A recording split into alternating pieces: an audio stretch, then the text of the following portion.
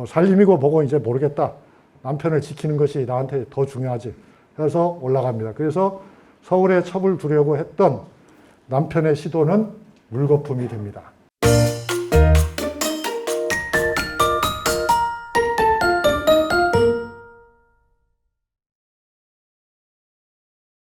지난 시간에는 우리가 고려 말 조선 초에 목은 이색과 또 안동권 씨 부부의 삶을 들여다보았습니다. 특히 이제 안동권 씨에 초점을 맞춰서 보았는데요. 목은 이색이 그 시대를 대표하는 성리학자였지만 그들의 삶 속에서는 우리에게는 익숙하지 않은 그런 모습들이 많이 보였습니다. 그것을 이제 우리는 세상이 달라서 그렇지라고 말을 할 수가 있겠죠. 그렇지만 아마 그게 전부는 아닐 것 같습니다. 그러니까 그보다 더 시대를 거슬러 올라가더라도 중국 같으면 또 상황이 달랐을 테니까요. 그러니까 단순히 그거는 시간상의 거리만의 차이는 아니고 우리 사회와 중국 사회의 차이라고 볼 수도 있겠죠.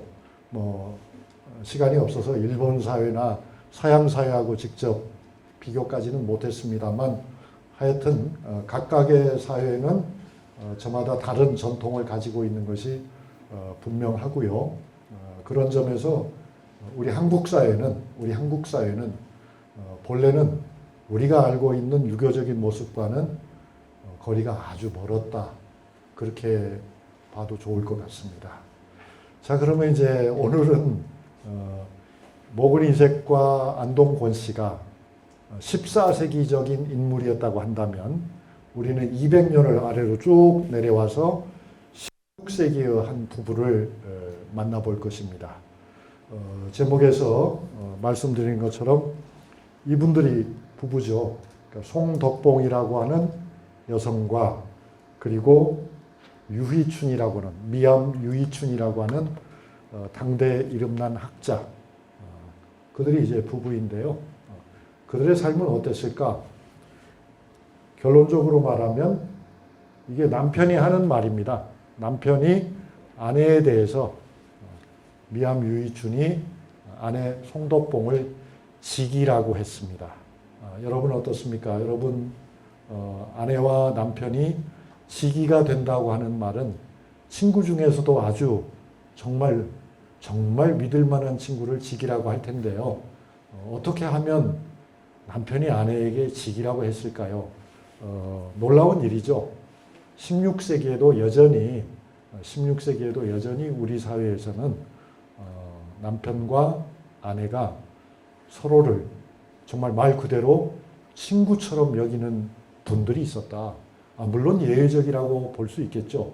그러나 아주 극단적 예외는 아니었다는 것이 제 생각입니다. 그러니까 상당히 이런 분들이 많았다는 거죠.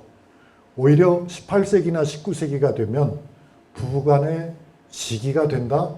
이건 아마 거의 불가능한 일이었을 겁니다. 그런데 16세기에는 아직은 그것이 가능한 시대였다 하는 점이 제 관심을 끌었습니다. 송덕봉, 그러니까 덕봉이라고 하는 것은 호입니다. 이름이 아니고요, 호입니다. 이 여성의 어렸을 적의 이름은 종계였다고 그래요. 그러니까 별로 이렇게 어감으로 봐서 그렇게 품위 있는 이름 같지는 않습니다. 그죠? 그 옛날에는 왜 이름이 그렇게 품이 없는 이름이 많았을까요? 그러니까 가령 고종황제의 이름은 아명은 개똥이었다고 그러잖아요. 그러니까 정식 이름은 제황이지만 집에서 어렸을 때 부른 이름은 개똥이었대요. 개똥이나 종계나 뭐 다 비슷비슷하게 별로 그렇게 멋져 보이지 않는데 왜 그랬죠? 그랬다고 합니다. 이름을 천하게 지어야 귀신이 잡아가지 않는다. 이름을 너무 멋지게 지어놓으면은 귀신이 시샘을 해가지고 데려간다. 명이 짧아진다. 그래서 아이의 명이 짧을까 걱정이 되어서 애 이름을 그냥 함부로 지었다고 합니다. 그리고 이제 나이가 좀 되면은 이른바 관명이라고 하잖아요. 관명. 이제 남자를 기준으로 하는 거죠. 남자를 기준으로 해서 장가를 갈 나이가 되면 대개 몇 살쯤 장가를 갔나요?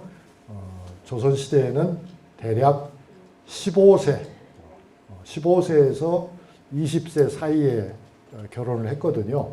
그때가 되면 이제 학년에 맞춰서 이름도 짓고 또 글자의 뜻도 잘 살피고 여러 가지를 따져서 이름을 지었습니다.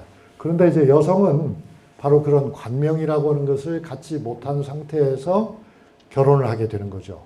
그래서 결혼을 한 여성은 이제 그때부터는 씨로 불리는 거죠. 김씨, 이씨, 박씨. 그냥 김씨가 아니고 가령 서흥 김씨, 전주 이씨, 이렇게 안동 김씨, 이렇게 그렇게 불렸던 거죠. 그러니까 그것도 이제 자세히 얘기하면 긴데 그 이야기를 여기서 길게 할 시간은 아닌 것 같고요. 이 송덕봉은 자가 있었어요. 자가 성중이라고 하는 자가 있었어요. 이룰 성자에 이렇게 그 둘째 아들을 뜻하는 중자 있잖아요. 그런 자를 가지고 있었습니다. 그 자를 자기가 지은 건 아니고요. 아버지가 그 딸에게, 사랑하는 딸에게 자를 지어주었대요. 관명은 없지만 자가 있었어요. 그것도 벌써 여러분이 생각하는 거와는 좀 다르죠. 아니 무슨 딸이 자가 다 있어? 있었습니다. 그는 16세기, 17세기에는요. 16세기, 17세기에는 많은 선비 집안에서 딸의 학식이 높은 것을 굉장히 좋게 평가하는 그런 분위기가 우리 사회에 있었습니다. 그래서 유식한 딸을, 유식한 며느리를 자랑스럽게 여기는 그런 풍조도 있었습니다. 모든 집이 다 그랬던 것은 아니지만은 그런 집안도 상당히 많았습니다. 혜택을 본 집안이죠. 그래서 이 송덕봉은 이렇게 덕봉이라는 호를 가지고 성중이라고 하는 자도 있는 말하자면 여성 선비였던 것입니다. 구격 덕봉집이 있어요. 그러니까 이 덕봉은 한문으로 된 글을 제법 많이 썼어요. 많이 썼고 그걸 이제 오늘날 한글로 번역한 것이 바로 구격 덕봉집이죠. 그런데 재미있는 거는요.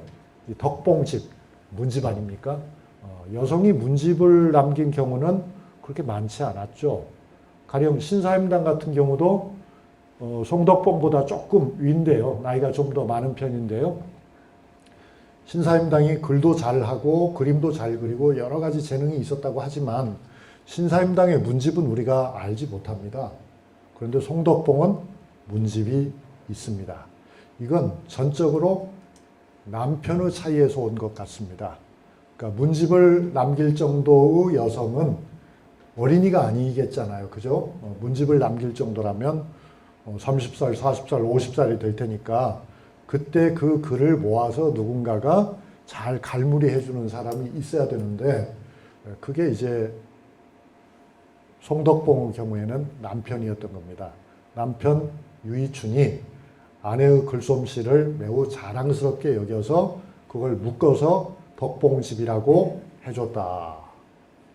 신사임당의 경우에는 남편을 그렇게 잘 만나지는 못했나 봐요. 이율곡의 아버지가 이원수잖아요. 그죠? 이원수가 신사임당의 원수가 됐나요? 그것까지는 잘 모르겠는데 거기까지는 잘 모르겠는데 아무튼 아내가 쓴 시문을 남편이 그렇게 잘 챙긴 것 같지는 않습니다. 그런데 이제 조선 후기에 오면은 이런 사람들이 많아집니다. 그러니까 문집을 남긴 여성들이 조선 후기가 되면 더더욱 많아지고요.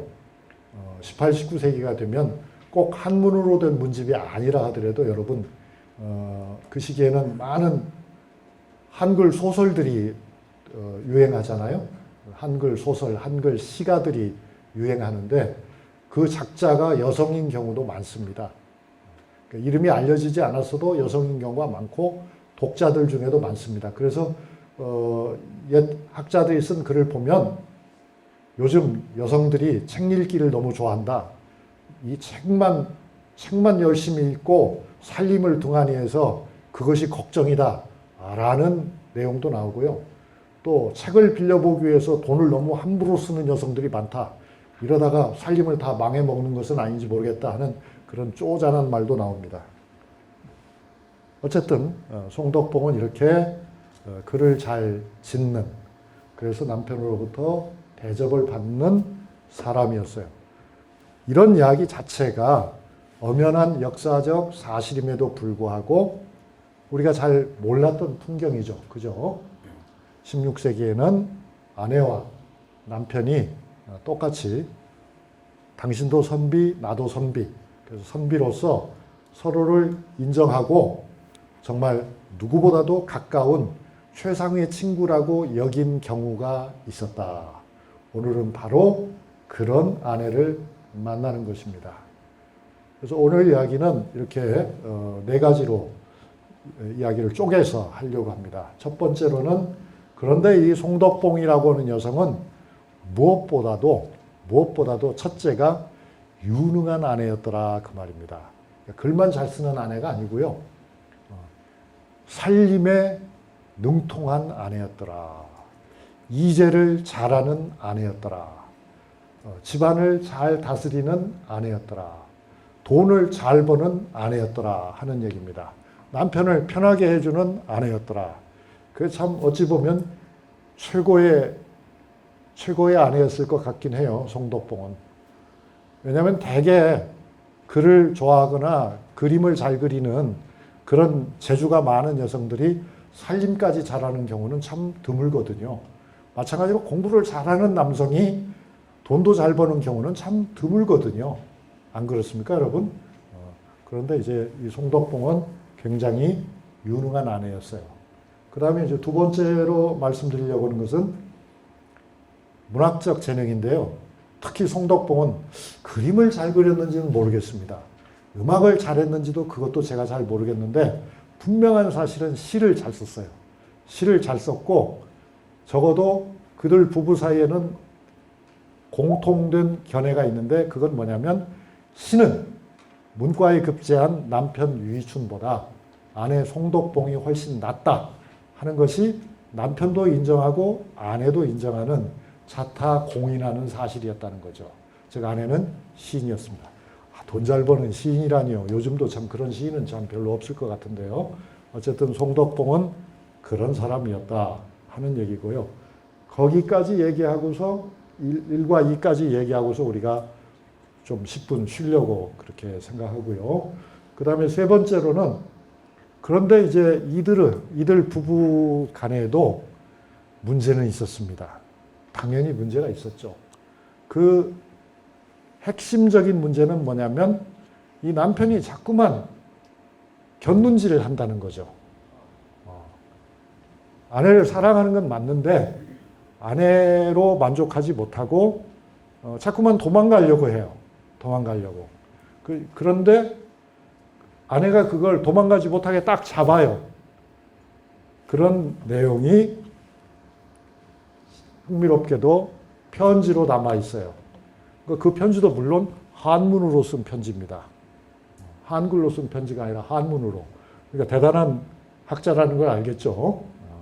남편이 지금 뭘 하려고 하고 있는데 아내가 그걸 중지시킨단 말이죠. 그 다음에 이제 네 번째에 가서 제가 드릴 말씀은 이런 부부 참 드물긴 한데 이게 정말 100만 명 중에 하나밖에 없는 부부냐 그런 건 아니라는 얘기죠. 그런 건 아니고 이렇게까지는 아니어도 그와 유사한 경우들이 제법 많았다 하는 말씀을 드리려고 해요. 그런데 이런 부부가 제가 조사를 해보니까 지금 우리가 구미에 있는데요. 즉 조선시대로 말하면 선산에 있는데요. 즉 영남에 있는데요. 그런데 영남 지방에서는 이런 부부들이 잘 보이지 않는 것 같습니다. 잘 보이지 않아요. 근데 이런 부부들은 주로 어디에 있었을 것 같습니까, 여러분? 신기하게도 호남 지방에 이런 부부들이 많았어요. 그러니까 호남과 경기 지방, 즉 우리나라의 서쪽 지방에는 이런 부부들이 상당히 많았어요. 그런데 우리나라의 동쪽 지방에는 이런 부부가 아주 없다고는 할 수 없지만 매우 적었던 것 같습니다. 그건 왜 그럴까요? 그건 제가 잘 모르겠습니다. 여러분이 좀 알려주시면 좋겠어요. 좋아요. 오늘 이야기는 되게 그런 것입니다. 그러니까 우선 이런 시시콜콜한 이야기를 제가 여러분 앞에서 늘어놓을 수 있게 된 거는 자료가 있어서 그런데요. 그 자료가 바로 뭐냐면 여러분이 지금 보시는 일기입니다. 일기. 미암 선생 일기라고 하는, 자기 스스로가 미암 선생이라고 하진 않았겠죠. 후세가 그를 미암 선생이라고 하고 아마 보통 사람들은 그 당대에는 미암 일기 정도로 불렀겠죠. 미암은 그 유이춘의 호구요. 미암이라고는 학자가 깨알같이 그야말로 아주 자세한 일기를 남겼어요. 그 일기를 보면은 그의 많은 비밀들을 알 수 있고 그 시대의 일상을 알 수가 있습니다. 그 중에는 이제 아내와 관련된 이야기, 자식과 관련된 이야기, 조정에 관한 이야기, 많은 이야기들이 나옵니다. 그러니까 이 미암 일기는 오늘날 국가적인 보물로 지정이 돼 있죠. 보물입니다. 그 안에서 송덕봉의 모습을 보게 되는데요. 송덕봉만 보는 건 아니죠. 송덕봉을 볼 때는 자연히 그의 남편인 유이춘도 보게 되고 그 자녀들, 또 며느리, 또 사위 모습도 다 보게 되는데요. 매우 낭만적인 풍경이 펼쳐집니다. 그렇게 우리가 섣불리 짐작하는 유교 사회라는 게 굉장히 딱딱하고 굉장히 엄격하고 굉장히 층층시하고 굉장히 억압적이고 굉장히 숨이 막히는 굉장히 예법을 중시하고 그야말로 엄정하고 엄숙하고 이런 모습이 거의 없습니다. 그런 모습이 없고 오히려 지금 우리가 사는 모습과 차이가 별로 없어요. 좀 자유롭기도 하고 모순적이기도 하고 그렇습니다. 좀 사람 냄새가 나기도 하고 그런데 그 안에서 보면은 이 아내는 매우 능동적인 여성이에요. 전혀 수동적이지 않아요. 자기가 결정해서 자기가 행동에 옮기는 능동적이고 과감한 여성입니다. 송덕봉은. 그 다음에 그가 활동하는 범위도, 덕봉이 활동하는 범위도 좁혀서 보면 가정에 국한된 것처럼 보이긴 합니다만 그 가정이라고 하는 범위도 사실은 상당히 넓다. 그냥 그저 남편 뒷바라지만 한 것은 아니다. 그저 아이들 옷만 챙겨준 것은 아니다. 경영을 했다. 그는 경영을 하고 그는 사교를 했다. 그런 점에서는 활동 범위가 넓었다고 볼 수 있고요. 학식 역시 풍부했어요. 그러니까 그게 꼭 유교 경전밖에 몰라가 아니었다는 거죠. 두루두루 아는 게 많았고요.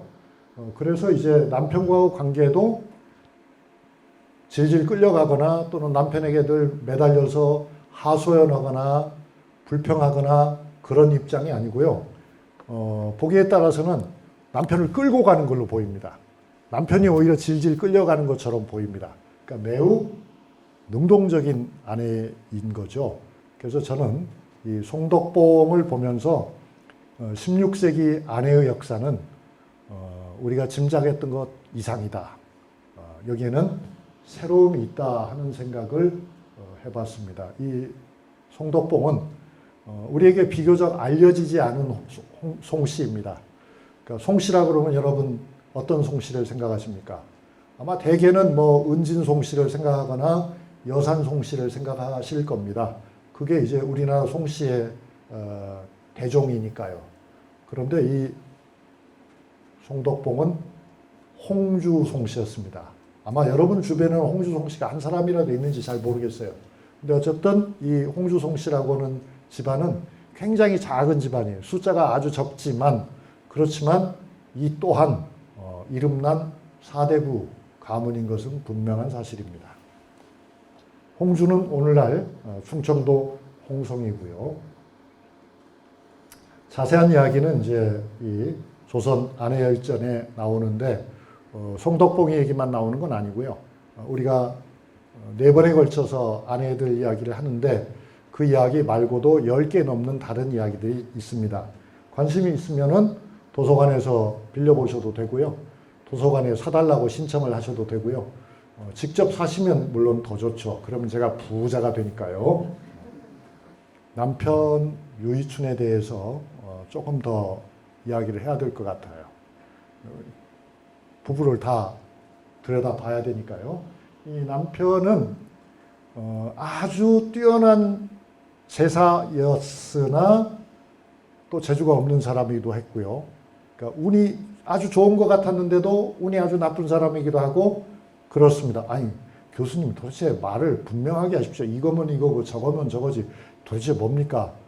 제 말씀은 남편 유이춘의 인생에는 굴곡이 컸다 그 말이에요. 굴곡이 컸다. 그냥 평범하고 순탄한 인생은 아니었어요. 사실 그 사람은 매우 뭐랄까 그의 성격은 굴곡이 없는 편이었거든요. 그는 사실 어떻게 보면 굉장히 온순한 사람이었어요. 그런데 시대의 흐름이 그런 그조차도 경랑 속에 떠내려가게 했던 거죠. 좀 구체적으로 얘기하면 1538년에 약관에 문과에 급제했습니다. 수재였죠. 그래가지고 한 3년 동안은 서울에서 잘 나갔습니다. 그런데 얼마 되지 않아서 풍파가 왔습니다. 그것이 바로 을사사화였습니다. 을사사화는 명종 초년에 일어난 사건이죠. 그때 이제 찍힌 거예요. 찍혀서 귀향을 갑니다. 어디로 귀향을 가냐면 함경도 종성, 그러니까 우리나라의 맨 끝 북쪽 끝으로 갑니다. 자기가 전혀 인연이 없는 그 먼 곳으로 가서 18년 동안 거기서 갇혀 지냅니다. 그러니까 여러분이 잘 아시는 다산 정약용은 남쪽으로 내려가서 강진에 가서 18년을 유배하잖아요. 그거는 사실은 별로 나쁜 게 아닙니다. 왜냐하면 서울보다는 강진이 날씨가 따뜻하잖아요. 서울보다는 볼거리도 어찌 보면 많고 온화하니까 지낼만 하잖아요. 그런데 유이춘의 경우에는 남쪽 사람인데 저 북쪽 끝으로 가가지고 18년 동안을 고생을 하게 되니까 사실 살아 돌아올지 기약할 수 없었어요. 그런데 어쨌든 살아서 돌아옵니다. 돌아오면서 명종의 시대가 끝날 때 돌아옵니다. 그리고 선조의 등극과 더불어서 선조가 을사사화 때 쫓겨간 사람들을 대거 등용을 하거든요. 그때 이제 유이춘도 재등용이 됩니다. 그런데 18년 동안 종성에 가서 함경도 종성에 가서 귀향살이를 하면서 이 미암이 공부를 열심히 했던 거예요. 그러니까 다산 정약용도 강진에 가서 공부를 열심히 했잖아요. 그러니까 미암 유이춘도 종성에 가서 공부를 죽어라고 한 모양이에요.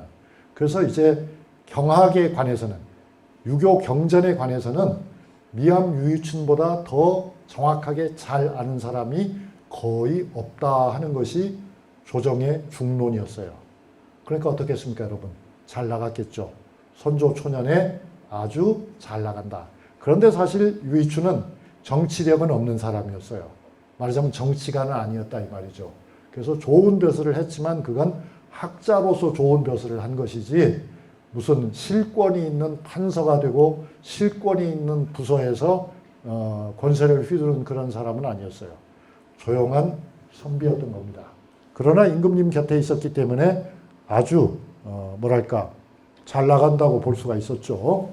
그렇게 지내다가 이제 아내와 함께 노년이 되어서 아내와 함께 귀향을 합니다. 고향으로 돌아갑니다. 정확하게 말하면 자신의 고향으로 돌아가지 않고 아내의 고향으로 돌아갑니다. 그래서 그 아내가 돌아갈 집을 그럴듯하게 잘 지어놨기 때문에 거기 가서 아주 넉넉한 생활을 하게 되는 겁니다. 그러니까 여기에 그런 얘기가 나와 있는 거죠. 잠깐만요. 여기 나오잖아요. 임금님 3년 동안 모시다가 멀리 함경도 종성에서 20년 보냈지. 대신되어 대궐에서 밤늦도록 일하다가 아내와 함께 남으로 갔다네. 다시 무궁한 즐거움을 누리게 되었지. 서재 창가에서 보내는 세월 길기도 하네. 이게 이제 자기가 미암이 과거에 급제하고 약 40년쯤 지난 다음에 아주 느긋한 마음으로 행복한 말년을 회고한 것이다. 그렇게 볼 수가 있는데, 그런데 그건 나중 얘기고 젊었을 때에는 풍파가 심했다. 그래서 이제 명종 즉위년에 1445년 을사사화가 일어났을 적에 이제 쫓겨가는 거예요. 그런 것도 이제 시에 이렇게 나와 있거든요. 나중에 이제 선조 때 조정으로 다시 돌아와 가지고 설날에 남편과 함께 시를 주고받았는데, 그때 송덕봉이 쓴 글에 보면은 누구나 부러워할 우리들의 노년이라는 표현이 나와요. 그러니까 뒤에는 좋았다. 앞에는 구겨졌지만, 앞에 구겨진 것은 이렇게 남편의 시에도 나옵니다. 조정에 돌아온 지 9년. 그러니까 고생 끝에 이제 돌아와서 진땀이 적삼을 적셨네. 그러니까 아무튼 처음에 18년 동안이나 귀향살이를 하느라고 고생을 되게 많이 했기 때문에 조정에 돌아온 다음에도 아마 겁이 나가지고 하고 싶은 말도 참고 전전긍긍할 때가 많이 있었던 것 같습니다. 왜냐하면 조정에서는 당파 싸움이 시작되고 있었잖아요. 그래서 돌아갈 생각을 하는 거죠. 새도 피곤하면 숲으로 돌아가 비로소 단잠 잔다지. 그러니까 새도 그럴진데 나도 이제 다 그만두고 고향에 가고 싶다. 설날 마시는 이 술 한 잔 또 마시자. 내 나이 64. 이제부터 9년 동안 경전궁리할 것일세라고. 아마 64살쯤에 귀향을 해가지고 안도하면서, 그러면서도 이제 목표는 뭐예요? 공부죠. 앞으로 그래도 내가 일은 좀 넘을 때까지 한 9년 동안은 못했던, 여러 가지 바빠서 못한 공부 한번 신나게 해봐야 되겠다, 이렇게 생각을 했던 겁니다. 제가 아는 분들 중에도 그런 경우가 있더라고요. 그러니까 대학 교수를 하다가 이제 퇴임을 하잖아요. 그러니까 퇴임을 하니까 부부가 이제 앉아 있고 친구가 물어보는 거예요. 자네 이제 퇴임했는데 이제 앞으로 시간을 어떻게 보내려나? 그 교수의 아내는 뭘 기대해요? 이제 퇴임했으니까 뭐 적지 않은 연금도 나오겠다. 아내하고 같이 못다한 여행이나 신나게 하고 맛있는 음식 사 먹으면서 구경도 많이 하고 즐겁게 살고 싶어. 그 이야기 하기를 기대하겠죠, 아내가. 그죠? 그런데 남편이라고는 분이 뭐라고 대답하냐면, 그동안 말이 대학 교수였지 잡무가 많아가지고 공부를 제대로 하지를 못했거든. 그래서 이제부터 나는 공부를 좀 제대로 할까 해. 부인은 실망, 대실망. 지금까지도 맨날 공부한다고 집을 비우고 지금까지도 맨날 공부한다고 나하고 제대로 시간을 보내주지 않더니 이제 퇴임하고 나서까지 공부를 하겠다고? 화가 났어요. 그런 경우를 제가 직접 봤습니다. 그런데 미암 유유춘내는 그렇지 않았어요.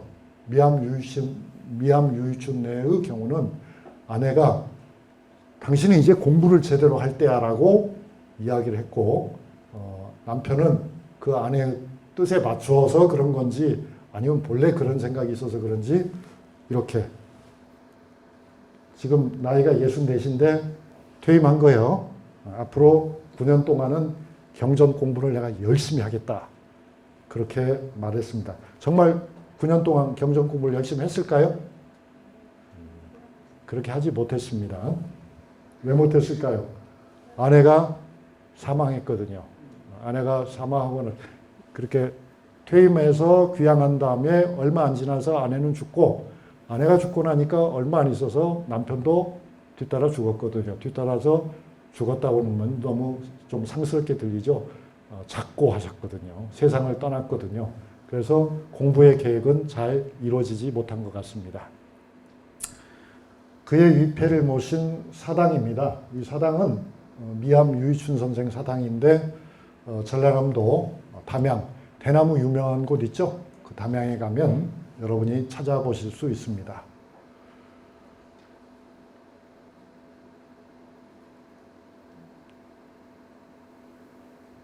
이것은 옛날이나 지금이나 같은지 모르겠습니다. 어떤 점에서냐면 그저 늘 공부 타령을 한다는 것이죠. 여러분은 자녀를 어떻게 기르십니까? 또는 손자녀에게 무엇을 기대하십니까? 유이춘이 쓴 시를 보면 이런 표현이 나옵니다. 아내가 음식 마련해 주어 그저 한가롭지. 손자 이름은 유광선이죠. 손자가 가업을 이었군. 기쁘기 그지없네. 손자가 공부를 열심히 잘하고 있다 그 말입니다. 만사는 인연대로 되는 법. 좋을 것도 싫을 것도 없지. 나는 오직 주자의 책을 읽으며 큰 맛보네.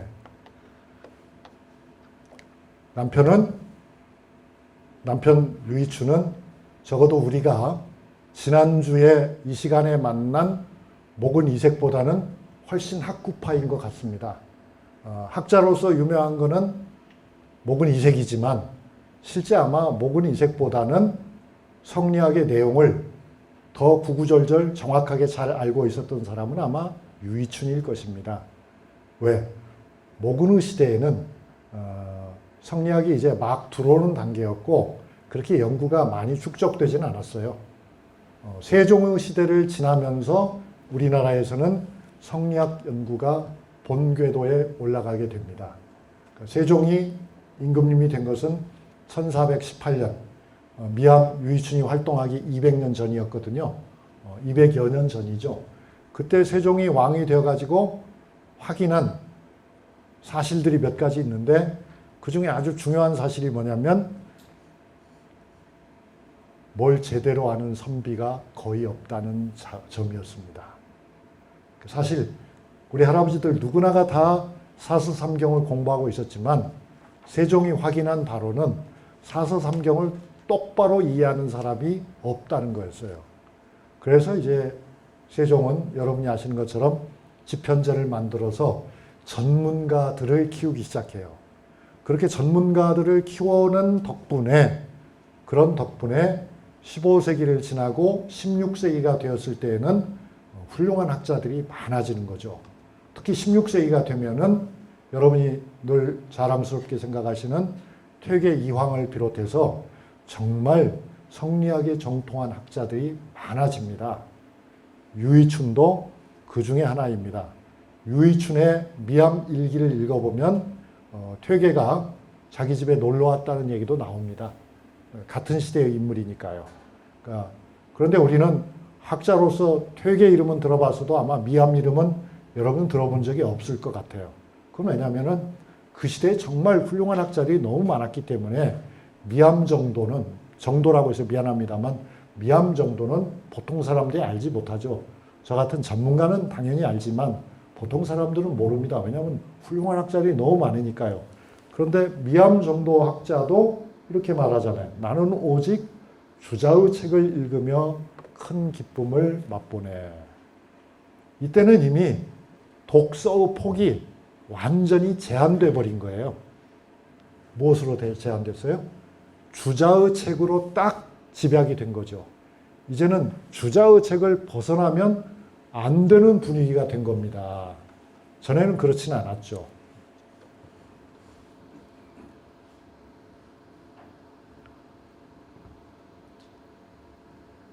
송덕봉이 아주 유능한 사람이라고 제가 말씀드렸는데요.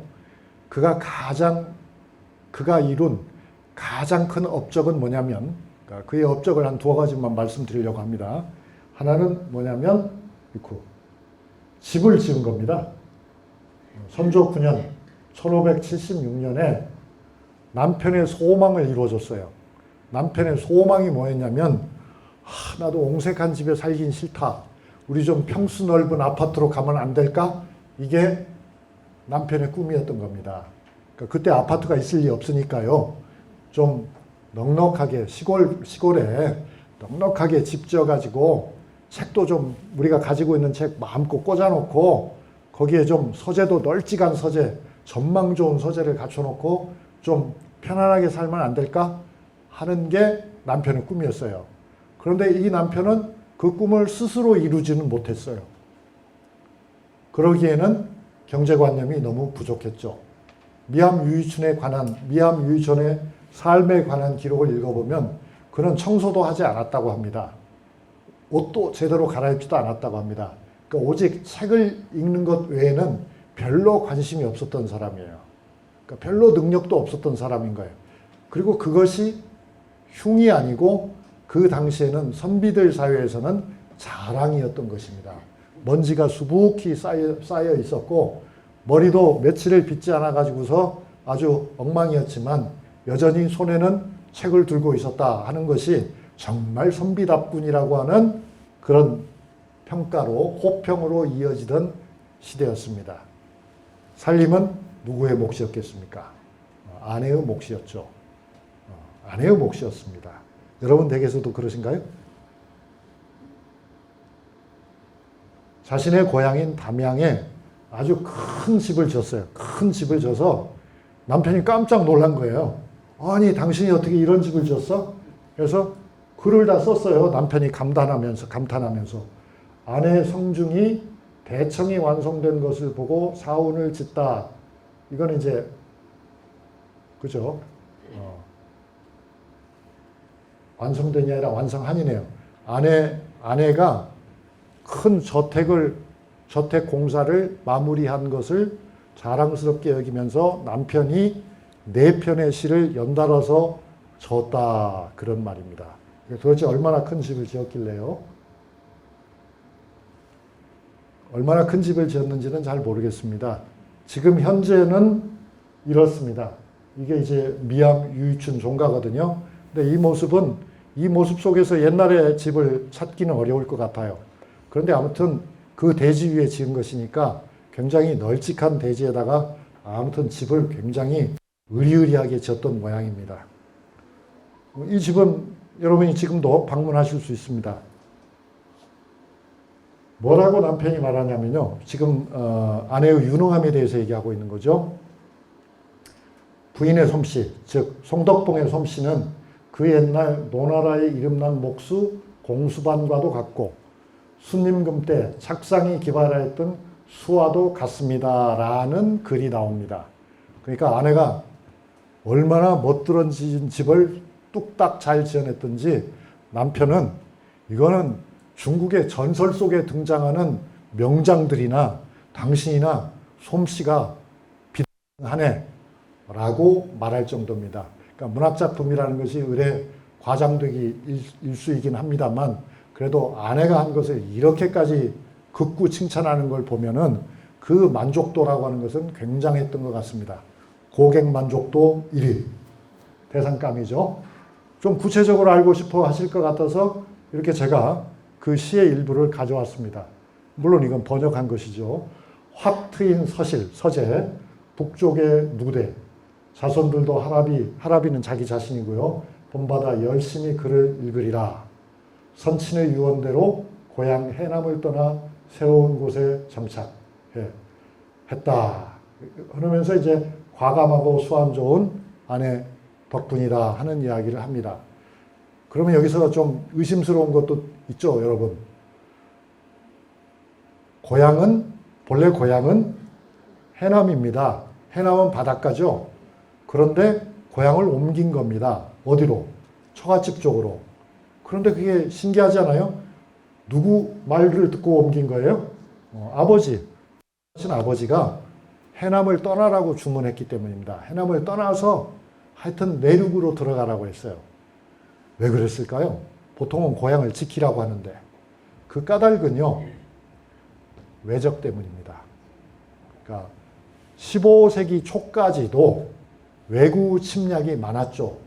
서해안과 남해안으로 침략해오는 왜구들이 많았습니다. 그래서 유유춘의 아버지는 이 고향에다가 아무리 집을 잘 지어놓고 살림을 우리가 번듯하게 해도 위험하다. 해남은 사람 살 데가 못 된다. 너는 능력이 되면은 떠나라. 이렇게 했던 겁니다. 그래서 결국 그는 처가가 있는 담양으로 떠나게 되었던 것이죠. 그런데 사실 그때 해남에 살았어도 별 문제는 없었을 것 같습니다. 왜냐하면 15세기부터는 외구 침략이 거의 없었거든요. 그리고 임진왜란이 일어났을 때에도 해남은 사실상 무사했잖아요. 이순신 덕분에. 정유재한테 조금 당하긴 했습니다만 별 문제는 없었습니다. 이 집은 한국식이라고 해야 되나요? 이거 서양식이라고 해야 되나요? 하여튼 기와를 보면 한국식 같은데 전체적인 모양을 보면 서양식 건물도 같은데요. 왜냐하면 석조 건물이니까요. 이게 이제 모현관이라고 해서 미암과 송덕봉의 자손들이 이런 건물을 지어가지고 미암이 남긴 유물들이 있죠. 큰 학자니까 그가 남긴 유물들을 보관하는 곳입니다. 그런데 이제 지금은 박물관을 지어서 이 건물이 별로 크게 의미는 없습니다. 이 송덕봉이 유능하다고 할 때 두 번째로 말씀드릴 것은 어쩌면 이것이 더 큰 것일 것 같습니다. 그건 뭐냐면 남편이 젊은 나이에 북쪽으로 기약 없는 유배를 가게 됐잖아요. 그런데 그때만 하더라도 대개의 경우에 남편이 귀향을 가면 아내들이 따라갔습니다. 식구들이 따라갔습니다. 그런데 송덕봉은 어떤 결정을 했냐면 따라가지 않았습니다. 따라가지 않고 남편을 돌봐줄 첩을 정해서 남편에게 묶어주었습니다. 그 첩은 남의 종이었습니다.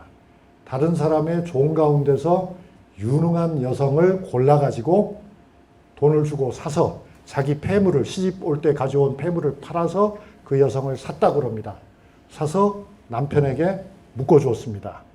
여보, 당신 이제 이 먼 길을 가게 되면 죽을지 살지 몰라. 그러니까 내가 솜씨 좋고 건강하고 심지가 강한 이 사람을 골랐으니까 이 사람이 당신을 살려줄 거야. 그러니까 이 사람과 같이 살아, 지금부터. 그리고 약속을 해, 그런 거예요. 뭘 약속하라는 걸 거예요. 언젠가 당신이 유배가 풀리는 날이 올 거야. 그러면 어떻게 해요? 유배가 풀리면 당신은 이 사람과 헤어져야 돼. 당신은 내게로 돌아와야 돼. 이 사람을 내가 당신에게 주는 것은 내 대신 당신을 보살피라고 하는 것이지 당신이 나를 버리라고 하는 뜻은 아니야. 그 약속을 지켜야 돼. 그래서 보냈어요. 그리고 자기는 연로하신 시부모님이 계시기 때문에 따라갈 수가 없었던 겁니다. 그 연로하신 시부모님을 고향에서, 자기의 고향에서 모셔가지고 한 분 한 분 이제 돌아가셨잖아요. 18년 동안 유배 생활이 늘어졌기 때문에. 그때마다 장례를 예법에 맞춰서 제대로 다 했다고 합니다. 그래서 이제 주변의 선비들이 다 입을 쫙 벌릴 정도로, 아니 저 집에 지금 남편도 없는데 뭐가 제대로 되겠어? 했는데 아주 똑바로 예법에 맞춰서 사람들이 감탄하게 됐다는 거예요. 그리고 이제 유배가 풀릴 기미가 보이자 이 송덕봉은요, 살림을 정리하고 판다는 뜻이 아니고요, 제대로 장부를 다 작성해 놓고 혈혈단신 종 하나를 데리고 갑니다. 어디로요? 함경도 종성으로 갑니다. 종성으로 갑니다. 그게 얼마나 먼 길입니까, 여러분? 이천리 길을 남편을 만나러 걸어갑니다. 그래서 풀릴 기미가 보였을 때, 그래서 가자마자 어떻게 됐겠습니까? 먼저 따라 보냈던 그 첩이죠. 첩을 고향으로 내려보냅니다. 그 첩이 낳은 아이들도 있습니다. 왜냐하면 18년 살았으니까요. 그 아이들도 다 저 엄마를 따라서 다 보내버립니다. 그리고 자기가 남편을 차지해서 있습니다. 어떻게 생각하십니까, 여러분? 그러니까 뭐 이게 뭐 보통 사람이 아니죠. 보통 사람이 아닙니다. 그러한 송덕봉이었어요. 그런데 이 집에 사실 미암 유이춘의 형님도 굉장히 똑똑해서 과거에 급제했습니다. 과거에 급제하고 벼슬을 하다가 병이 들어서 일찍 돌아가셨어요. 그 자손들이 있습니다. 그 자손들을 돌봐줄 사람이 없는데 오지랖도 넓은 송덕봉이 그런 집안에 고아가 된 조카며 자기 손자는 아니지만 친손자는 아니지만 가까운 손자들이죠. 그 손자들을 다 거둬서 기르고 가르쳤습니다. 그러니까 세상 사람들이 이 여성을 뭐라고 말하겠습니까? 이 집은 좀 특별하게 제 관심을 끄는 것이 부부가 송덕봉과 유이춘은 거리를 그렇게 멀리 두고서 살았지만 굉장히 가까웠어요. 그 처음부터 끝까지 어떤 식이냐면 이 송덕봉의 오라비가 있잖아요. 그러니까 유이춘에게는 처남이죠. 그런데 처남을 상대할 때도 부부는 항상 원팀이에요. 그러니까 아내가 자기 친정편을 들고 남편과 각을 세우는 게 아니고 이 집은 부부의 의견이 같아. 부부의 의견이 같아가지고 그게 친정 식구든 시집 식구든 상이든 관계없이 원팀이에요. 언제나. 그러니까 이제 전략적으로 보면 어떻습니까, 여러분? 많은 여성들이 보기에는 정말 마음에 들 거예요.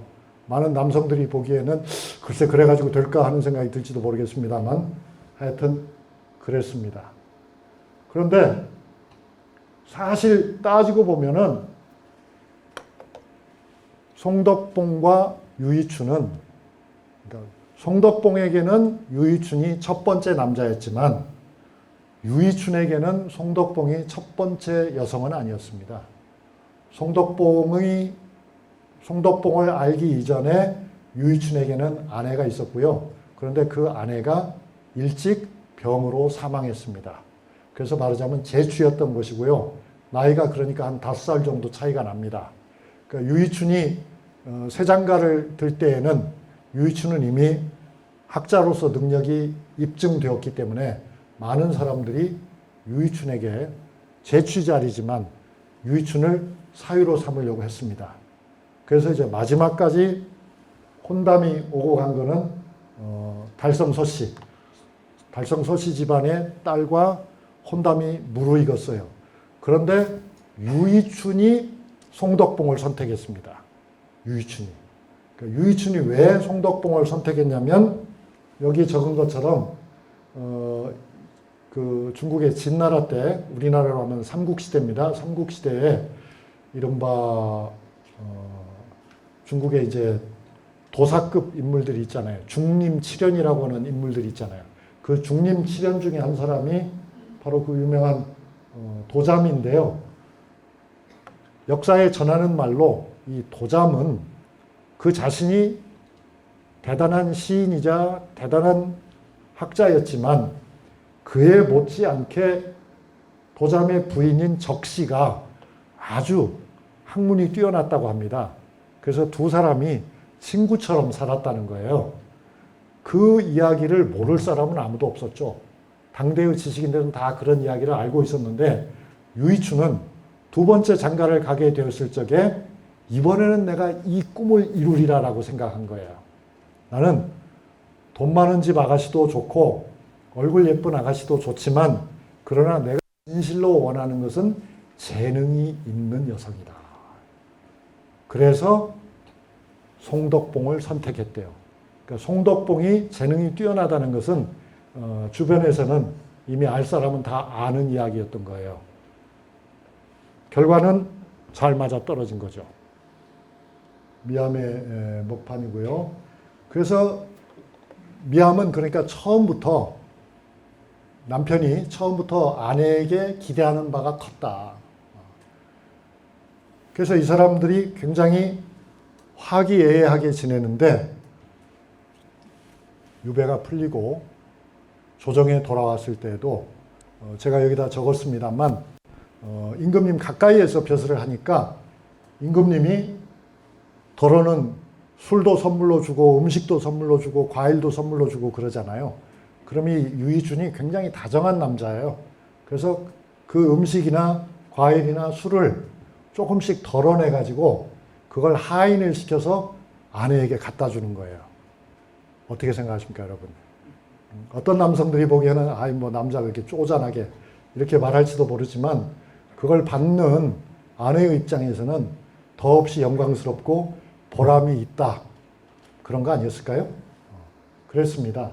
게다가 이 사람들은 남편이 아내로부터 시를 잘못 쓴다고는 핀잔을 늘 받고는 했지만 그래도 계기가 주어지기만 하면은 그때마다 부부가 서로 시를 주고받고 술잔을 같이 기울이고 그렇게 살았습니다. 그래서 이제 어느 설날 송덕봉과 유유층과 그 아들 유경념이 주고받은 시가 남아 있거든요. 그래서 그 시 하나를 보고 잠깐 쉬었다가 다시 가겠습니다. 여기 이제 유유춘이 먼저 뭐라고 읊어요? 대궐에서 은총 입은 날이지 모랑 국화꽃을 술잔에 띄우기 좋아라. 9월 9일입니다. 이건 음력으로. 9월 9일 날 국화를 가지고 잔치를 하는 겁니다. 집안의 식구 대여섯이 모여 태평 시절을 함께 즐긴다오. 기쁨이 넘치죠. 그러니까 송덕봉이 바로 어떻게 화답을 하냐면, 그러니까 여기서 주목할 점이 있습니다. 남편은 현재에 만족하는 상태만을 서술했습니다. 그런데 아내의 사고는 좀 달라요. 아내는 어디로 돌아가요? 과거로 돌아가요. 고통을 겪었던 과거로 돌아가요. 그래서 뭐라고 하냐면 옛날에는 우리가 남북으로 헤어졌죠.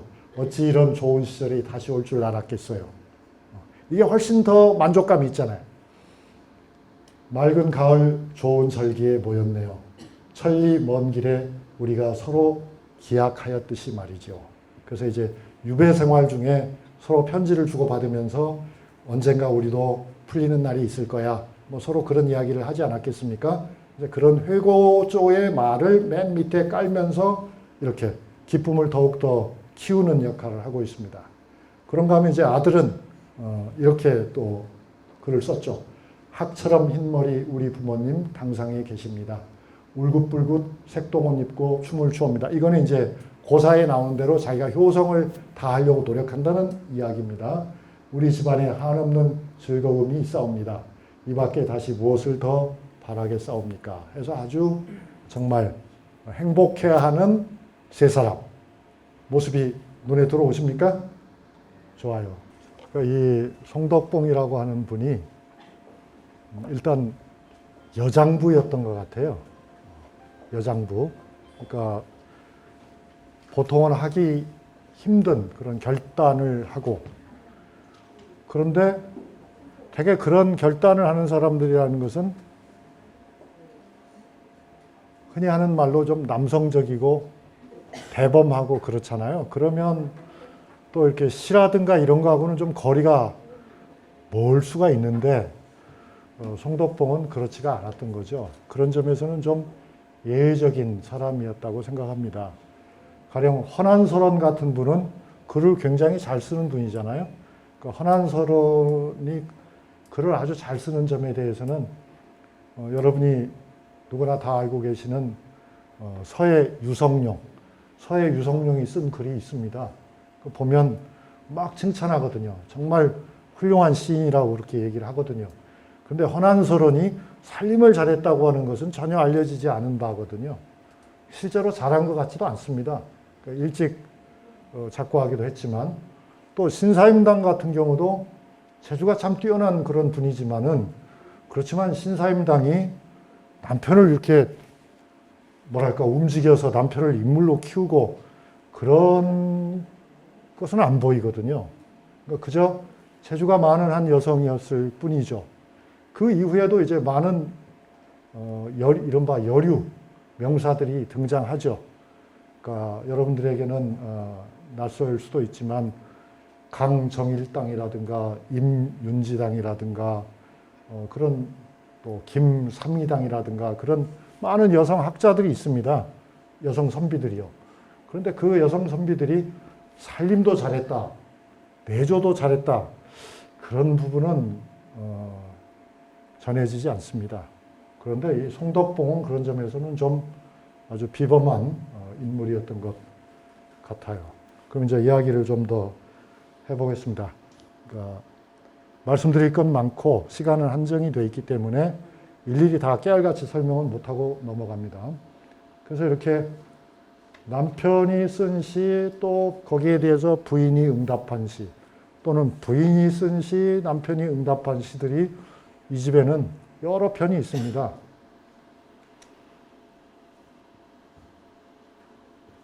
저는 이제 이 시가 좀 인상적이라고 생각하는데요. 그러니까 남편이 귀향을 결심했고 집을 다 지어놓고 나서 이제 정말 귀향을 완료하죠. 그럴 때에 송덕봉이 남편에게 이런 시를 써줍니다. 임금님의 은총이 더욱 깊어진 이때 벼슬은 왜 버리셨소? 벼슬 버리셨으니 숲속에서 정신을 닦으시기 바랍니다. 황금 가득한 상자는 제 바라는 바 아니랍니다. 새로 지은 집과 맑은 시내가 유일한 보물이죠. 그래서 살림도 잘하는 이 유능한 송덕봉이 남편들어 돈 벌어란 얘기는 안 할 테니까 공부나 잘해요 라고 말을 하고 있죠. 당신 돈은 별로 중요한 게 아니야. 자연 속에서 책이나 열심히 읽으셔. 이렇게 부탁하는 시를 쓰고 있습니다. 그러니까 이제 이 유이추는 아내에 대한 의존, 의지 또는 의존이 굉장히 심했던 것 같아요. 그래서 일기를 읽어보면은 조정에서 높은 벼슬을 할 적에도 집에 가면은 조정에서 있었던 이야기들을 아내에게 다 조잘 얘기를 해요. 조잘이라고 해서 미안합니다만 아무튼 그럼 제자리라고 할까요? 아무튼 다 얘기를 해요. 낱낱이. 그러면은 아내가 조정 일에 대해서도 베갯머리 송사를 해요. 아, 이건 이렇게 하는 게 좋겠어. 저건 저렇게 하는 게 좋겠어. 그럼 또 남편이 그걸 또 일기에다 적어요. 성실한 남편인가요? 그 이제 이 송덕봉은 학식이 아주 풍부했기 때문에 서재를 만들 적에도 기획도 아내가 하고 남편은 책이 10,000권 서적이에요. 그러니까 실제 10,000권은 아니었겠지만 아무튼 수천 권의 책이 있었겠죠. 대학자 의식이니까. 그런데 막상 어떤 책을 보려고 그러면 그 책이 어디 있는지를 몰라요, 남편이. 그러면 누가 출동을 해야 돼요? 아내가 출동을 해요. 그러니까 아내가 거의 도서관장이에요. 그러니까 남편이 필요로 하는 책도 잘 찾아냅니다. 뿐만 아니라 실제로 이렇게 몽구 분주라고 하는 책을 유이춘이 편찬하거든요. 이게 무슨 책이냐면은 여기 적었습니다만 본래 몽구라고 하는 책은 중국 역사상의 주요 인물들을 에피소드 중심으로 소개한 책이에요. 근데 거기에 이제 속편을 만들고 또 사람들이 우리 한국에는 알려지지 않은 지명이라든가 관직명이라든가 인명들이 많이 나오기 때문에 주석을 붙이도록 임금님이 요구를 했죠. 그때도 송덕봉이 남편을 다 도와줘요. 그래서 한자 어휘를 우리말로 정확하게 표현하면은 이런 것이다 하는 것도 일러주고요. 하여튼 협업을 많이 합니다. 아내와 남편이 협업을 많이 해서 이 남편 유이춘이 일종의 사전 같은 것도 만들기도 하는데요. 단어장이죠. 그런데 그때도 또 언해 작업을 할 때도 우리말로 옮기는데 그때도 아내의 도움이 컸다고 그렇게 일기에 쓰고 있습니다. 사실일 것으로 봅니다. 그런데 말씀드린 것처럼 문제가 있었더라 그 말입니다. 남편이 서울에 다시 복귀해가지고 한 3개월 정도 지났을 적에 아내는 고향에 있었죠. 그때 부부가 지금 3개월 떨어져 있는 겁니다. 그런데 남편이 그 사이에 아내에게 아마도 두어 번 편지를 한 것 같습니다. 두어 번 편지를 한 내역은 내가 아무래도 혼자서 서울에 살려니까 너무 힘들다. 그래서 서울에서 좀 첩을 하나 두고 살면 안 될까? 라고 아내에게 물어본 거였어요. 자, 여러분, 허락하시렵니까? 송덕봉은 허락하지 않습니다. 송덕봉은 허락하지 않아요. 허락하지 않고 아주 남편을 아주 비판하는 날카로운 편지를 씁니다. 장문의 편지를 씁니다. 그 편지가 유이춘의 일기장에 들어 있습니다. 이걸 가지고 제가 한 20년쯤 전에 독일 베를린 자유대학교에서 교수를 할 적에 그 편지 내용을 어느 여름 저녁에 시민들 앞에서 독일말로 설명을 해주고 하니까 시민들이 너무너무 좋아하더라고요. 그래서 정말 한국에 이런 일이 있었나요? 16세기에 있었다니 믿어지지가 않습니다 하는 이야기를 하더라고요. 어떤 편지를 썼냐면 대개 이제 우리말로 번역을 해보면 한문으로 썼지만 현대어로 번역하면 이런 식의 편지를 썼어요. 보내주신 편지, 남편의 편지죠. 편지를 자세히 읽어보니 그대가 제게 얼마나 관대한 척 하시는지를 짐작하겠습니다. 그러니까 폼 잡지 마라 이겁니다. 제가 듣기로 군자는 항상 스스로 법도에 맞게 행동하며 자신의 사소한 감정까지 온전히 다스린다고 합니다. 이것이 바로 성현께서 가르치신 바일 것입니다. 근데 너는 뭐야? 그거죠. 성현의 말씀을 따르는 것은 한 사나이가 자신의 아내나 아이들을 위해서 실천에 옮기는 하찮은 것이 될 수 없습니다. 당신 나한테 생색내는데 그럼 못 써. 그런 말이죠. 만일 그대가 진정으로 탐욕스럽고 잡된 생각을 전혀 갖지 않아서 마음이 지극히 맑다면 이미 군자가 될 길을 제대로 가고 있는 것이지요. 너는 아니야 라는 말이죠. 그런데도 그대는 어찌하여 꽉 막힌 규문 뒤에 웅크리고 있는 아내에게 그런데 어째서 당신은 이렇게 억압된 생활을 하고 있는 나에게 그대가 관대하게 대해줬다는 인정을 받으려고 안달하시는지 모르겠습니다. 그러니까 이걸로 봐서 남편이 보낸 편지는 남아있지 않지만 남편은 아마 치사하게도 공시사를 많이 한 것 같습니다.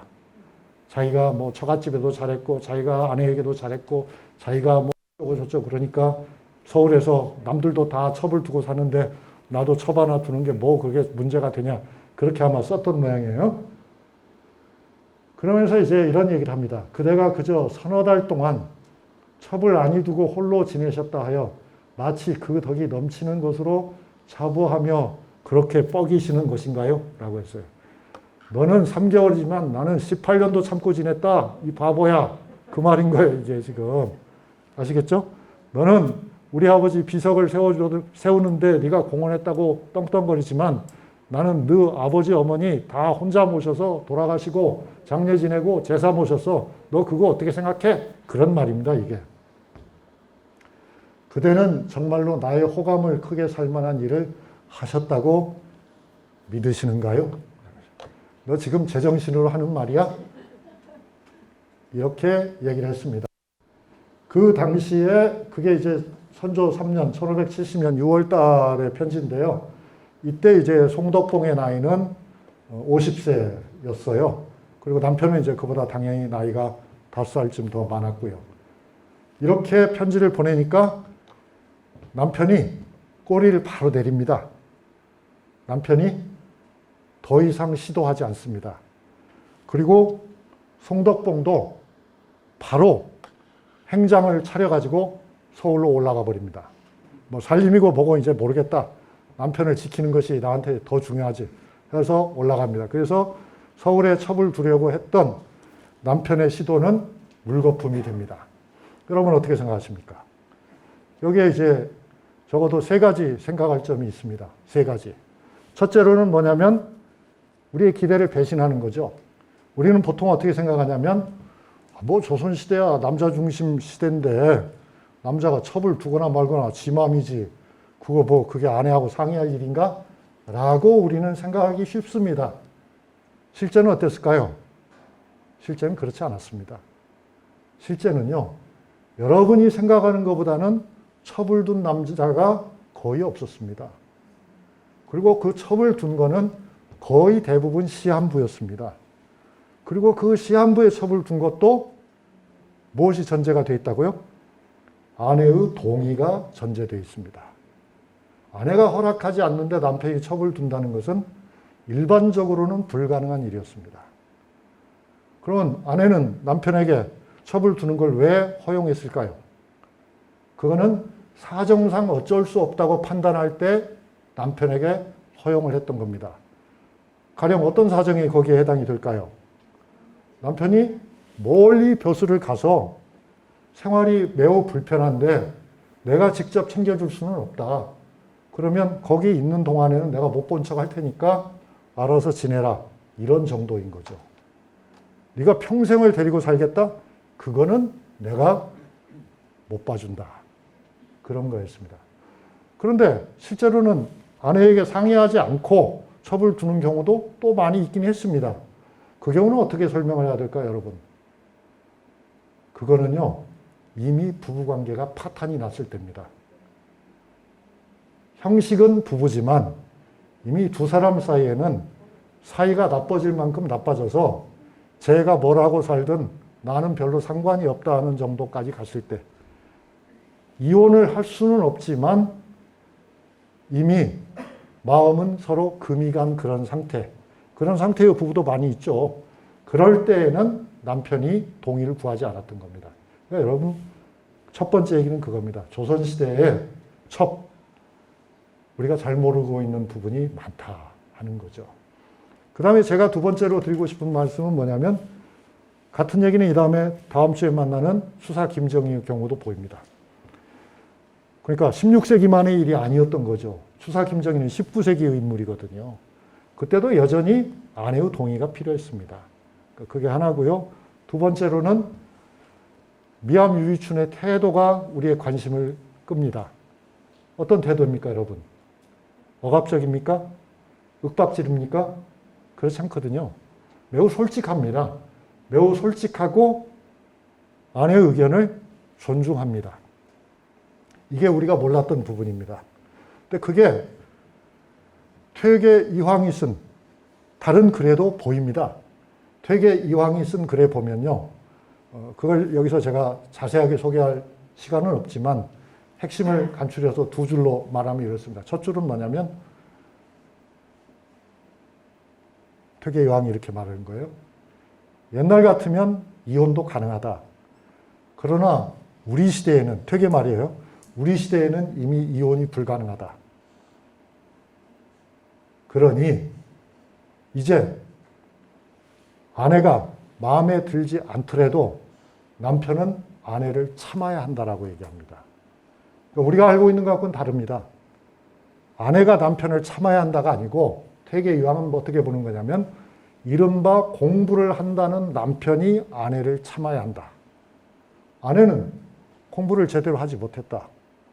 그런데 만약에 우리가 이혼을 하면 돌아갈 집도 없다. 어떡할 건가? 우리가 책임을 져야지. 이른바 공부를 한다는 사람이 아내 하나도 책임지지 못한다면 그게 무슨 공부라고 하겠는가. 그런 이야기가 퇴계 이황이 제자에게 보낸 편지에 나와요. 그래서 유이춘과는 좀 다른 접근이긴 하지만 어쨌든 제가 말씀드리려고 하는 것은 성리학사에서 조선의 식자들은, 조선의 지식인들은 그렇게 아내를 윽박지르지 않았다는 거죠. 존중했다는 거죠. 그것이 정상이라는 거죠. 그러니까 윽박지르는 사람도 많이 있을 겁니다. 그거는 제대로 배워먹지 못한 사람들이죠. 실제로 제대로 배운 사람들은 그렇게 하지 않았다 하는 것이 이제 두 번째 놀라운 점이고요. 세 번째로 제가 말씀드리려고 하는 것은 어쩌면 이것이 더 중요한 일일 수 있는데요. 송덕봉의 당당한 태도를 보라는 것이죠. 송덕봉의 태도를 보면 송덕봉은 이미 성리학의 논리로 남편을 제압하고 있는 거예요. 여보, 당신 나 사랑 안 해? 이게 아니고요. 여보, 내가 얼마나 애들 키우느라고 고생했는데 나를 그렇게 버리려고 해?가 아니고요. 그게 아니고 당신 똑바로 생각해. 공부하는 선비가 그딴 식으로 하는 것이 맞는 거야? 라고 얘기를 하고 있거든요. 그러니까 즉 남편의 공부 내용을 아내도 알고 있는 거죠. 당신이 한다고 하는 그 공부의 가르침에 따르면 지금 당신이 하고 있는 행위는 아주 졸한 행위야. 졸렬한 행위야. 대장부라면 그렇게 하지 않아. 그거를 아내가 깨우치고 있거든요. 그 점이 중요한 거죠. 그러니까 이미 남성만 성리학적 의미에서 선비가 아니고 여성도 성리학자예요. 그리고 그 성리학자가 다름이 아니라 성리학의 힘을 빌려서 남편을 가르치고 있어요. 남편의 잘못을 비판하고 있어요. 그 점이 저는 아주 중요하다고 생각합니다. 이거는 과거의 안동권 씨에서는 찾아볼 수 없는 일이죠. 이세계 부인이었던 안동권 씨는 남편이 무슨 공부를 하는지를 잘 몰랐죠. 그러나 송덕봉은 남편이 읽은 책은 자기도 읽어서 알고 있어요. 그래서 남편이 하는 행동이 남편이 하는 공부하고 일치가 되는 건지 문제가 되는 건지를 확실하게 인식하고 있다. 그런 의미에서 조선사회를 우리가 남자만 공부하고 남자만 알고 여자는 부수적인 존재고 이렇게 생각하기가 쉬운데 실제로는 그렇지 않은 예들이 상당히 많다는 것. 그리고 지식인들은 절대로 그렇게 함부로 생각하지 않았다는 것을 우리가 알 수 있습니다. 가령 이 당색이 달라서 남인들이 굉장히 싫어하고 혐오하는 역사적 아이콘이 우암 송시열입니다. 왜냐하면 그이는 노론의 우두머리였으니까요. 그런데 우암 송시열이 가장 강조한 것이 뭐냐면 이 성리학의 교육을 양반만 받아서는, 그것도 양반 남성만 받아서는 안 된다는 거였거든요. 여성도 배워야 된다. 평민도 배워야 된다는 것을 우암 송시열이 가장 강조했어요. 그 까닭이 뭐였겠습니까? 성리학적 이상사회를 이룩하려면 우리 사회 구성원 모두가 성리학에 물들어야지 일부 선비만 성리학을 아는 것은 별로 도움이 안 된다. 그런 얘기였어요. 사실 그런 점에서 우암 송시열의 그런 주장은 세종의 주장을 그대로 반영한 것입니다. 우리가 이 시리즈 안에서는 자세하게 얘기할 겨를이 없지만 세종이 바로 훈민정음을 만들고 세종이 삼강행실도를 만들고 세종이 이런저런 책을 만든 까닭이 바로 그런 거였거든요. 한국을 유교적 문명국가로 만드는 것. 그리고 유교적 문명국가로 만들려면 지식을 소수의 특수층이 독점해서는 안 된다는 생각. 이것이 사실은 조선사회에서 비교적 널리 공유된, 모두가 다 가졌다는 건 아니죠. 비교적 널리 공유된 것이었다. 그런 점을 우리가 좀 강조할 필요가 있을 것 같아요. 근데 이 송덕봉이 얼마나, 보기에 따라서는 얼마나 영악하냐면요. 그러니까 유교적 이념, 성리학적 이념을 송덕봉은 무기로 사용하고 있어요. 제가 보기에는. 송덕봉이 그렇게 말한 적은 없지만 제가 보기에는 그렇다는 거죠. 예를 들면 그 남편을 쫓아서 함경도 종성까지 조랑말을 타고 올라갈 적에 이제 함경도에 이르러 가지고 그 송덕봉이 쓴 한 편의 시가 있습니다. 그 시가 어떤 내용이냐면 행행수지 마천령 그랬어요. 가고 또 가서 마천령에 이르렀구나. 그러니까 담양을 출발해서 이제 마천령까지 간 거예요. 함경도까지 간 겁니다. 동해무변 경면평 그랬어요. 동해 바다는 끝도 없어. 마치 거울과 같이 평평하구나 그랬어요. 그러면서 뭐라고 썼냐면 말리 부인 하사도 이 멀리 머나먼 길에 이 부인이 어찌하여 이곳에 왔을까? 자기를 말하는 거죠. 그러면서 뭐라고 하냐면 삼종의 중 일신경 그랬어요. 삼종의 의리는 무겁고 내 한 몸의 목숨은 가벼워서라고 했어요. 그러니까 즉 유교적 도리를 다하기 위해서 자기는 여기까지 걸어왔다라고 한 거예요. 삼종지도라는 말 써서. 그래서 선비들의 심금을 울리는 거죠. 내가 지금까지 여기에 오지 못한 것은 늙으신 시부모님들 때문이었고, 그 다음에 이제는 남편이 살아계시니까 남편을 위해서 내가 이 먼 길을 간다. 그리고 나는 자식을 위해서도 희생할 각오가 되어 있다. 이렇게 쓴 거예요. 그러니까 이런 이 시를 읽고 또는 전에 들은 많은 선비들은 어떻게 생각했겠습니까? 그 뭐 여자가 집이나 지키고 있지 남편이 보고 싶다고 그 먼 길을 쫓아가고 야단이야. 그렇게 말을 못하는 거죠.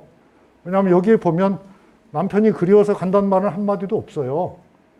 그리고 아주 대범하게 자기는 성리학적 도리에 충실하기 위해서 이 먼 길을 간다라고 말하고 있어요. 그건 어찌 보면 그녀의 내면적 진실일 수도 있지만 또 다른 각도에서 보면 이건 어마어마한 포장이거든요.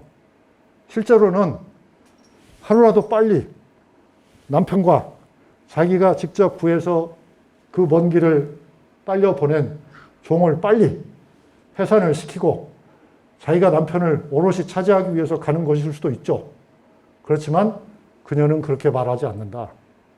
대신에 그는 성리학적 가치를 추구하기 위해서 이 먼 길을 간다고 스스로 말하고 있다. 이건 결국 전략이죠. 진실이라고 볼 수도 있지만은 이 여성의 전략이죠. 이 여성의 서사 전략이죠. 이 여성이 여기 갈 때는 아마 인간적으로 봤을 적에는 남편에게 문전박대 당할 가능성도 있다는 생각도 했을 겁니다. 만약에 내가 그 첩 가라고 그러는데 여보 나 18년 동안 살고 자식까지 낳고 아직 언제 풀릴지 모르겠어. 당신 가서 기다려. 우리 조금 더 있을게. 이렇게 나오면 어떡합니까? 죽어야 됩니까? 살아야 됩니까? 돌아가야 됩니까?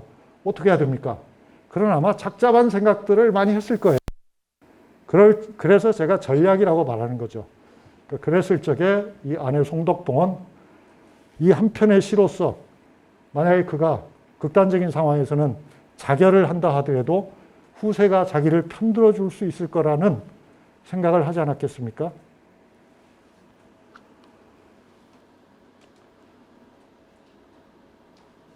그래서 이제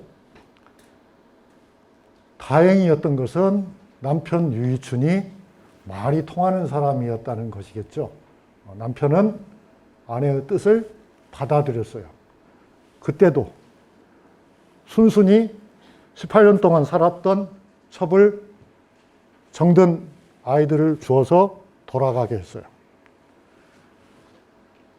그리고 첩을 둬서는 안 된다는 아내의 말을 받아들였어요.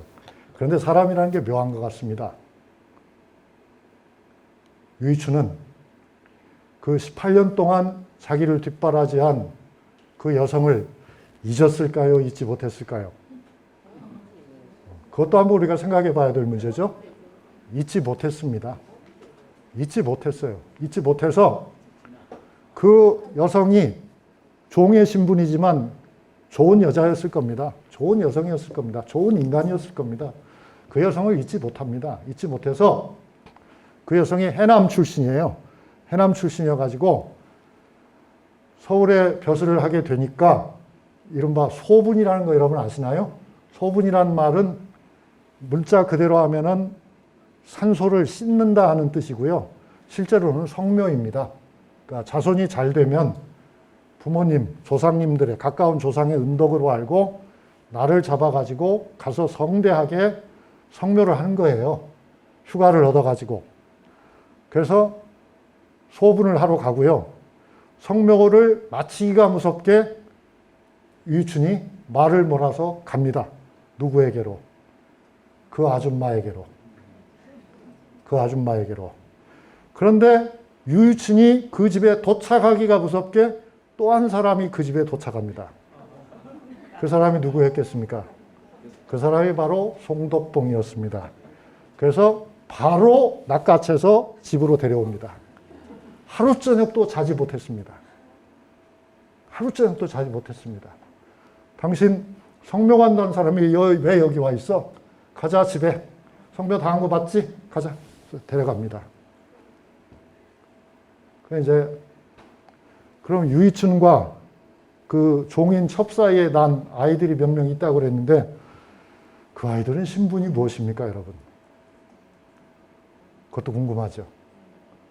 종입니다. 왜냐하면 엄마가 종이기 때문에 아빠가 1급 양반이지만 신분상 그건 종입니다. 남의 소유물입니다.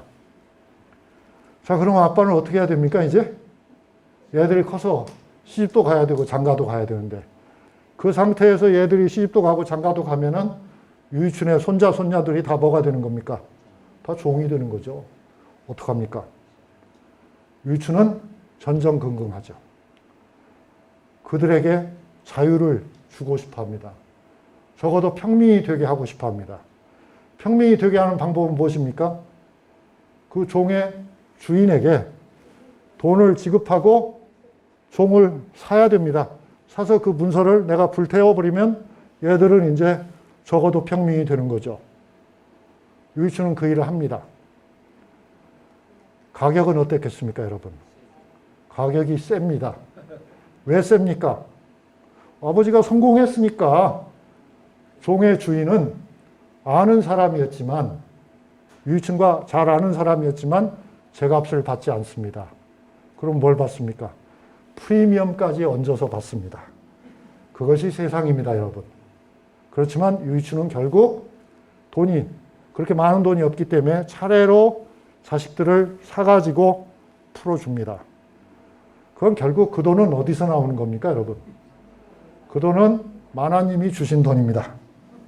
그러니까 결국 송덕봉이 그 얼자녀들까지 사서 자유를 찾게 되는 거죠. 대단한 여성이죠.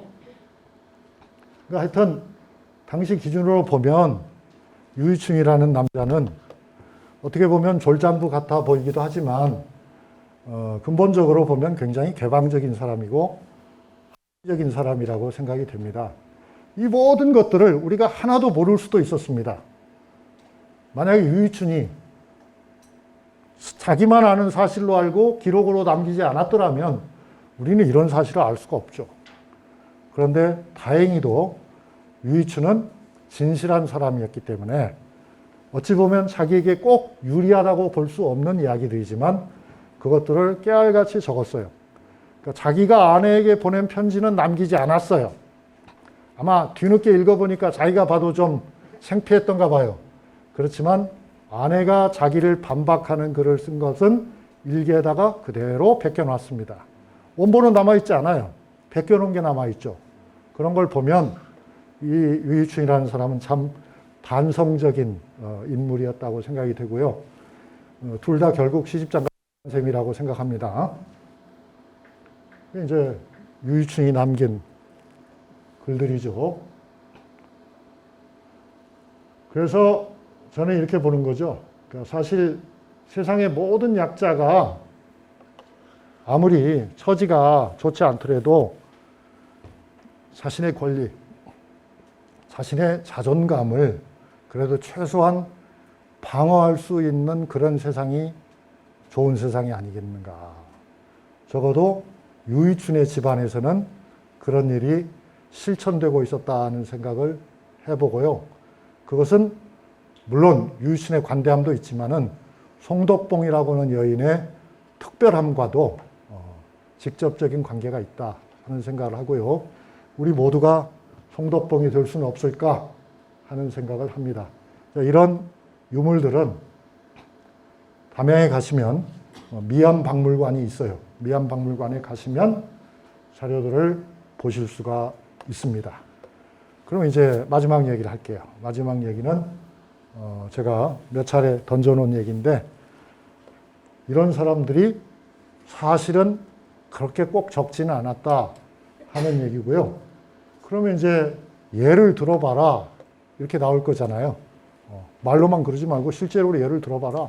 그래서 제가 실례를 둘만 들으려고 해요. 하나는 뭐냐면 유이춘의 절친. 유이춘에게는 소년 시절부터 절친이 있는데 그 절친이 바로 하서 김인후라고 하는 분입니다. 그러니까 하서 김인후는 누구냐면 동아일보 아시죠, 여러분? 고려대학교 아시죠? 그 동아일보와 고려대학교를 만든 김씨들이 있죠. 그 김씨들의 직계 조상이 바로 하서 김인후입니다. 이 하서 김인후는 문묘에 배양된 인물입니다. 이른바 동국 18연 중에 한 사람입니다.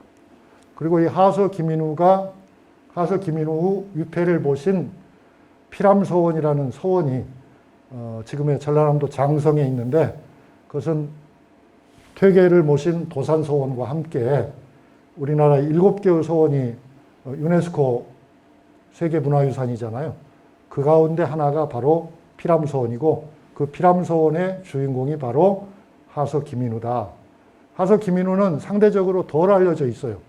그 이유는 하서 김인후가 쓴 성리학적 논변, 말하자면 성리학 논문이 오늘날 남아있는 것이 거의 없기 때문입니다.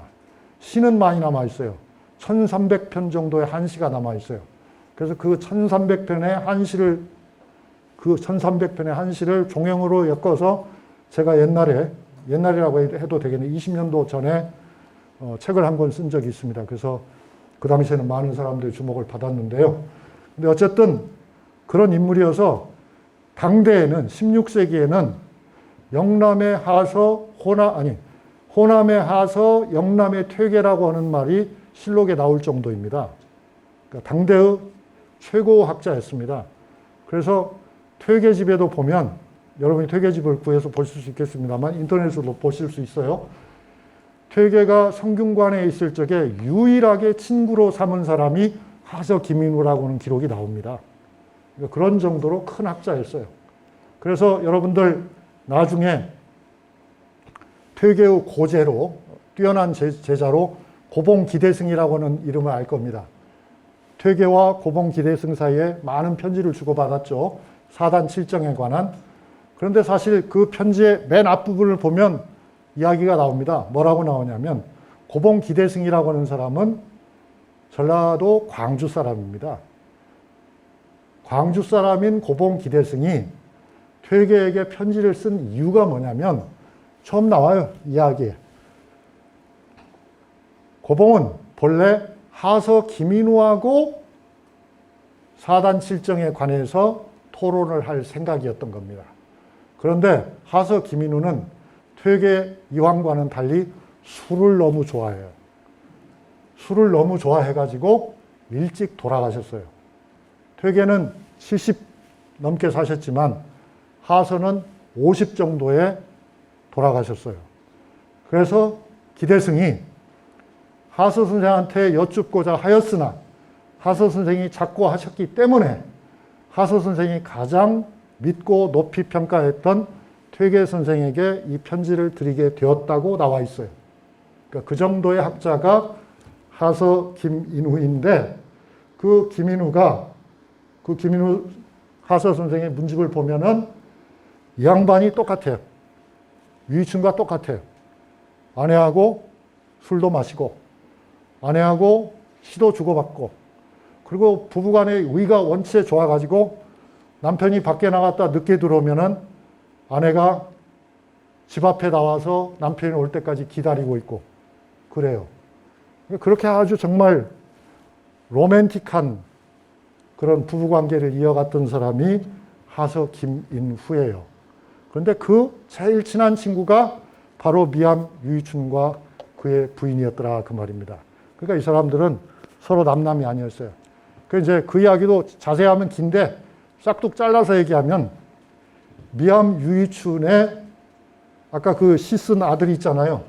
그 아들의 부인이 바로 즉 며느리죠. 미암의 송덕봉의 며느리가 바로 하서 김인후의 딸입니다. 그러니까 뭐 이 사람들 다 얽히고 설키고 그랬죠. 그런데도 이건 있어요. 이 훌륭한 송덕봉도 자기 며느리는 쥐잡듯이 합니다. 또 자기 사위에 대해서도, 그 사위는 해남 윤 씨입니다. 근데 자기 사위에 대해서도 아주 그냥 막 어마어마하게 압박을 합니다. 그래서 자기 딸에 대해서는 굉장히 관대하고 며느리에 대해서는 굉장히 엄격한 그런 모습을 보는데 그냥 웃고 말아야죠. 이 피람소원이고요. 말씀드린 고봉 기대승도 그의 부인이 한풍이 씨, 한풍은 한평입니다. 한평이 씨인데요. 둘이 사이가 그렇게 좋아요. 둘이 사이가 어마어마하게 좋아요. 그래서 증거도 있어요. 이 기대승이라는 사람은 아주 재주가 뛰어난 사람이어가지고 조정에서 일찌감치부터 인정을 받았던 분인데 고향으로 가고 싶어요. 당파 싸움이 싫어서. 그런데 결국은 돌아가지 못하고 죽습니다. 46살의 나이로. 안타깝죠. 그런데 그 기대승이 아내하고 얼마나 다정하게 지냈는가를 보여주는 한 편의 시가 남아 있어요. 이 시를 읽어보고 난 다음에 이제 우리는 오늘의 강의를 마쳐도 될 것 같아요. 기대승이 술을 한 잔 마시고 아내에게 드리는 시입니다. 아내에게 뭐라고 썼냐면요. 100년도 이제 취한 사람의 꿈속일 같소. 기뻐 놀기로 하면 어디선들 창안하지 않을까요? 밤이 오면 등잔불 밝히고 그대와 나란히 앉아 미래를 약속하듯 자세히 검토하며 늙음하게 전원생활 꿈꾸네. 46살이 무슨 늙음하기인지 모르겠습니다만 우리에게는 늙음하기 아니지만 이분들에게는 늙음하게 될 수도 있었겠죠. 20살쯤에 큰아이를 낳았으니까 40살이면 이미 할아버지가 됐을 테니까요. 그래서 이렇게 부부가 술을 한 잔 마시면서 주거니 받거니 하고 퇴직 이후를 꿈꾸며 계획을 아마 자세히 짰던 것 같습니다. 그런데 이 자세히 계획을 짠 것을 실천에 옮기지 못하고 사망해 버렸어요. 그래서 결국 이분들은 묘소만 이렇게 남아있고 실제 고향으로 돌아가서 잘 살지는 못했습니다. 그래서 저는 여러분과 함께 마감하는 말씀을 드리자면 아내의 역사에도 많은 변화가 있었다. 우선 아내들도 되게 변했다. 이제 성리학이라고 하는 것이 아내들에게도 그렇게 낯선 것이 아니었다. 그런 이야기죠. 그리고 이제 그 아내들도 성리학을 무기로 사용할 줄도 알았다. 이제 그런 가운데서 우리가 일반적으로 생각하는 일방적인 남성 위주 사회라고 하는 상은 그것은 적어도 이 시기까지는 아니었다 하는 말씀을 드리고요. 여러분 오늘 어떻게 만족하셨나요? 네, 감사합니다, 여러분.